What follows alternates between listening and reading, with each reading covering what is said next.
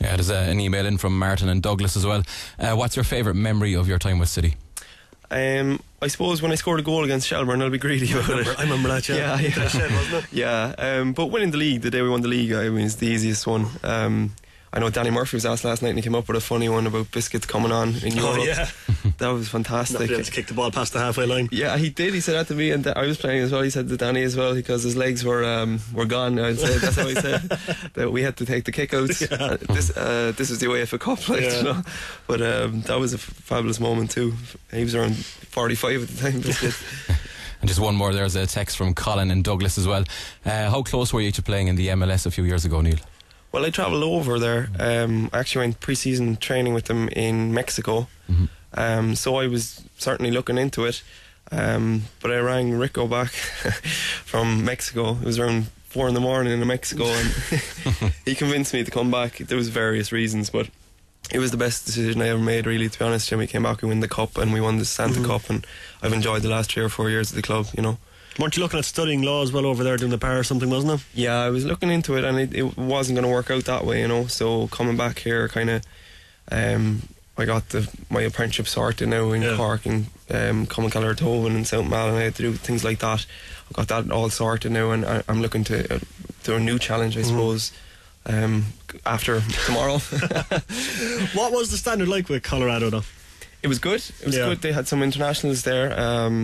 I can't remember their names now, but they certainly had 2 US internationals who were playing domestically over there. The only thing I'd say is that the college players, they promote the college players so that they have to take a certain amount of college players, and they weren't great. But then they'd have 2 or 3 fellas who were on big money at the top who were excellent players, but the standard was good. The fitness, they were very fit. Yeah, I've watched a bit of it actually. It's actually been quite entertaining to watch, but it's it's not the most illustrious league in the world when you compare it. But compared to the Aircom League, where would it rank next to the Aircom League? Well, I suppose because I didn't play there, you know.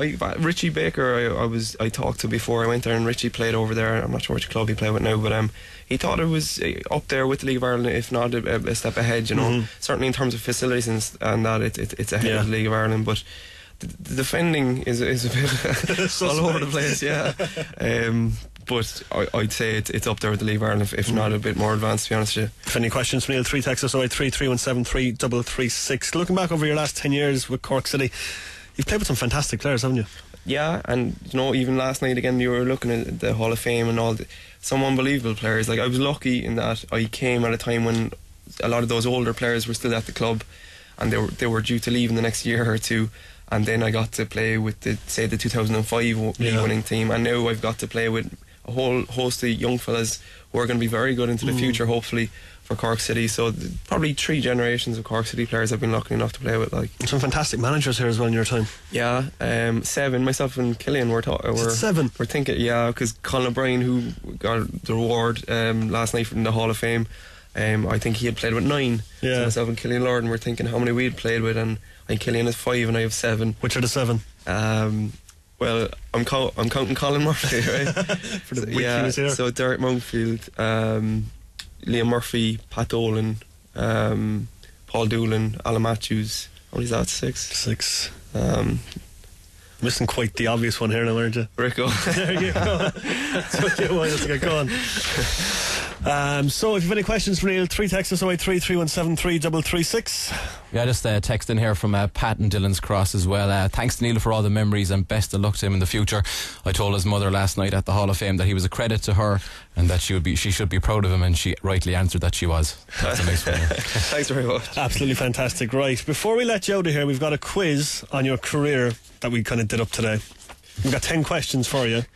Going to see how many you can get right, okay? Great. We had Stephen Henderson doing this last year and he was absolutely useless at it. So let's see if he can do better in what we're calling Hoggy's University Challenge.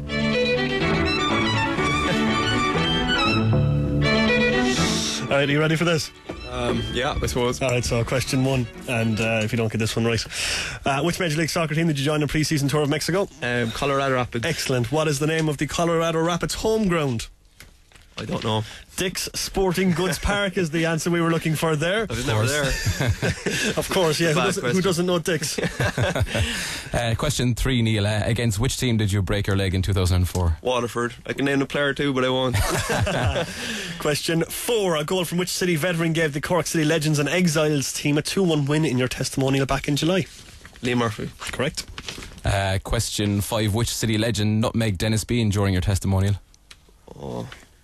Was it Patsy Frayne? No, Dave Barry. Dave Barry. In what year did you play for the Irish Universities team in China? 2002. Incorrect, 2001. Question 7. Your cross set up City's opening goal in the 2-0 win over Derry the night you won the league in November 2005. But who scored that goal? It wasn't my cross. It was Roy O'Donovan's cross, but I gave it to Roy. I gave it that. John O'Flynn. Correct. John O'Flynn. I want to take credit for Roy O'Donovan. I would have taken credit for it, don't worry about that. Roy never crossed the ball anyway. He always went for goals. So. I know, yeah, Roy couldn't cross. He just shot all the time. Who scored City's second goal that night? The one and only Conor Maradona. There you go. Yeah. Question 9. You scored a crucial goal, as you mentioned earlier on, for City in the 1-0 win at home to Shelbourne in August 2005. But who was in goal for Shells that night? Steve Williams? No, Dean Delaney. Delaney. And the final one. Against which team did you play your final game in Europe for Cork City FC? Jeez. This was 2 years ago. I don't know. FC Hack. Better to forget about that game. So to get, let's see what we got. 1, 2, 3, 4, 5 right out of 10, which is quite pathetic, really, isn't That's it? pretty shocking, Hog, to be fair. Stephen Anderson, we didn't really keep score with him because he just got them all wrong and started insulting me for most of it, like, you know. It's a pass anyway, that's all. Any more texts, Paul, before we wrap up? Yeah, another one there. Hoggy, true City legend.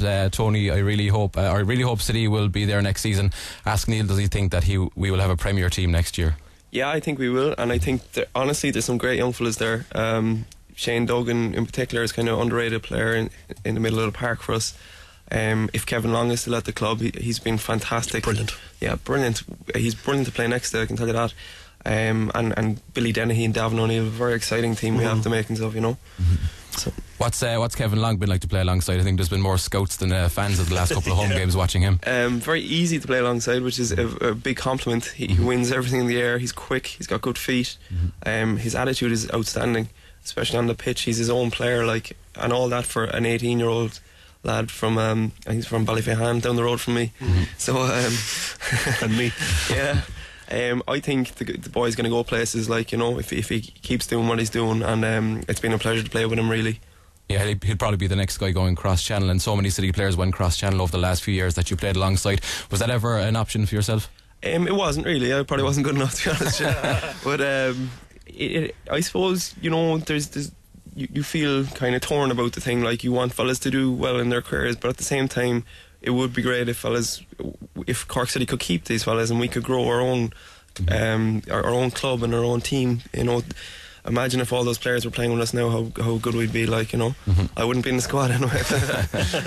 Yeah, because it must be weird watching Ireland games looking at Kevin Doyle saying, I crossed the ball into him and he scored for my crosses. Like. Yeah, I'm not sure I crossed the ball either.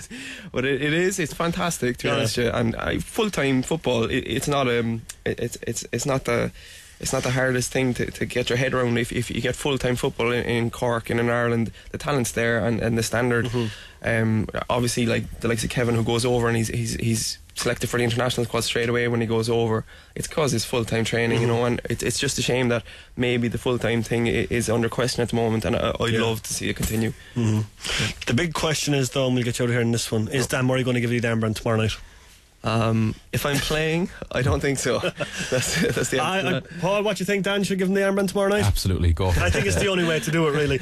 Neil, thanks very much for coming into us this evening. Thanks very much for the last decade playing with Cork. It makes it sound really long, doesn't it? You're very welcome, Rory. You're very welcome. It's been a pleasure watching you all these years, and we'll get one last chance to see you tomorrow night. And if I ever need a solicitor, I'll be giving you a ring, yeah? Yeah, got me on speed dial there. Ladies and gentlemen, you can continue to text in your thanks to Neal Horgan. For now, Neil, thanks very much. Thanks very much, Rory. That is Neal Horgan there, Cork City defender, and after tomorrow night, it's going to be sad to say, former Cork City defender.